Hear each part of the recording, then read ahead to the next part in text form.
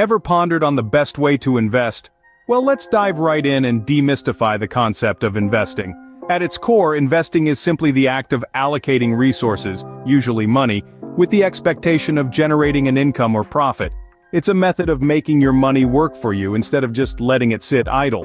Instead of keeping your money under the mattress or in a low-interest savings account, you put it into something that has the potential to increase in value over time. Now, why is investing important, you may ask? Well, investing is a critical tool for building wealth and securing your financial future. It can provide an additional source of income, help you beat inflation, and even fund your retirement. In other words, investing is not just about making more money, it's about securing your future and providing for your needs in the long run. There are various types of investments one can venture into. Stocks, for example, give you a share of a company's ownership and its profits. Bonds, on the other hand, are like loans you give to the government or a corporation, who in turn pay you interest. Real estate investments involve buying property, which can also generate income or appreciate in value. And these are just a few examples.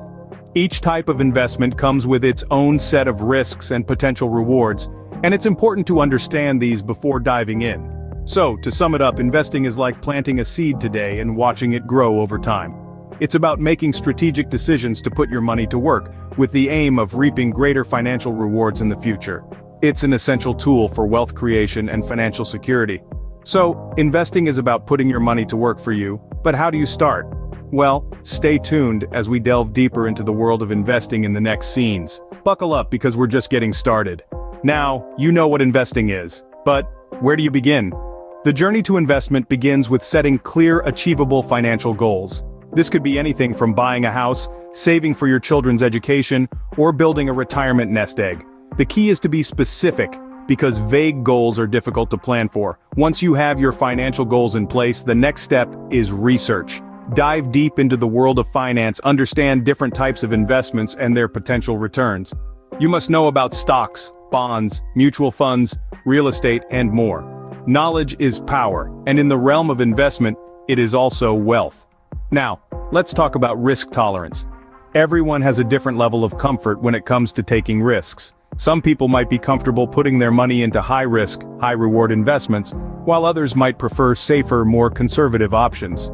It's crucial to understand your risk tolerance because it directly influences where and how you invest. It's also worth noting that your risk tolerance might change over time. As you grow older, you might want to shift from high-risk investments to more stable ones. Therefore, it's important to reassess your risk tolerance periodically. Next, there's a golden rule in investing that you should always remember. Don't put all your eggs in one basket. This is what we call diversification. It's the practice of spreading your investments across different asset types and sectors. This way, if one investment doesn't perform well, you have others that might. Diversification can help minimize risk and provide a potential for better long-term returns. In essence, starting to invest involves setting your financial goals, doing your homework, understanding your risk tolerance, and diversifying your investments. It's not a one-size-fits-all process, and it might take some time and effort.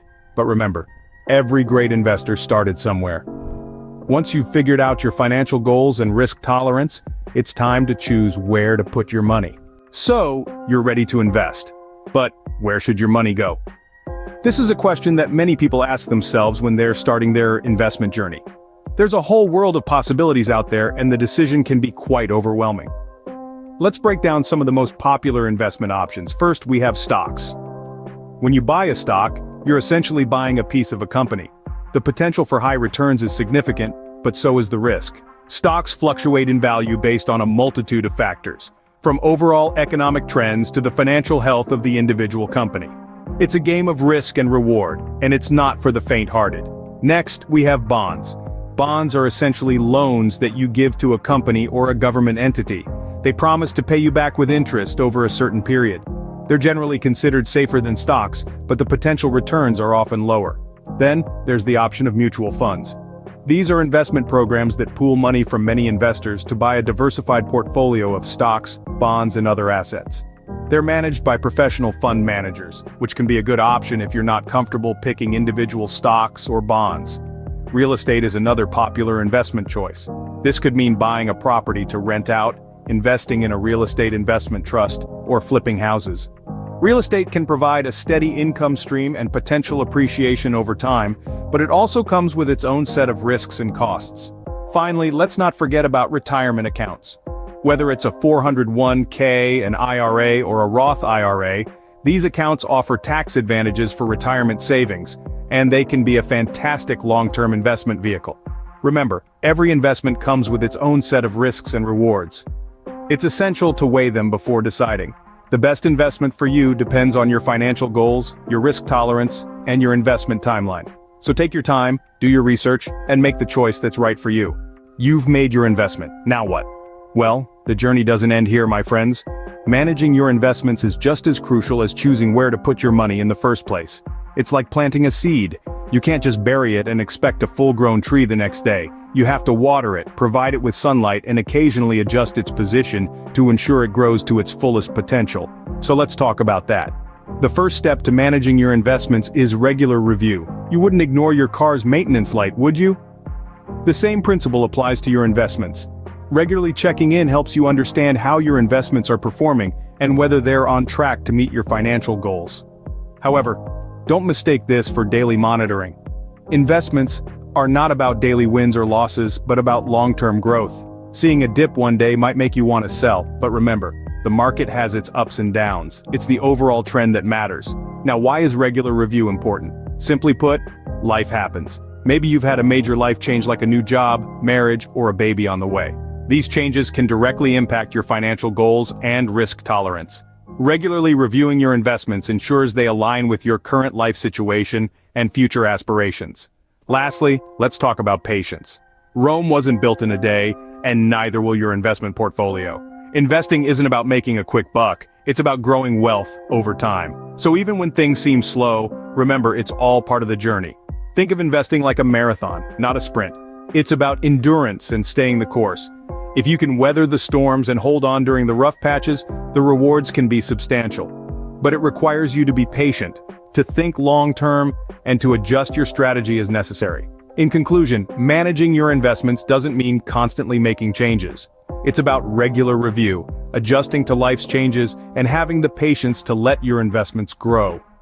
Managing your investments is an ongoing process, not a one-time task. So keep your eyes on the prize and remember, slow and steady wins the race. Let's recap what we've learned about investing. We've journeyed through the vast landscape of investment, dissecting its intricate components and understanding its profound significance. Investing, as we've discovered, is not just about stashing away money, but rather, it's about strategically channeling your resources to generate more wealth over time.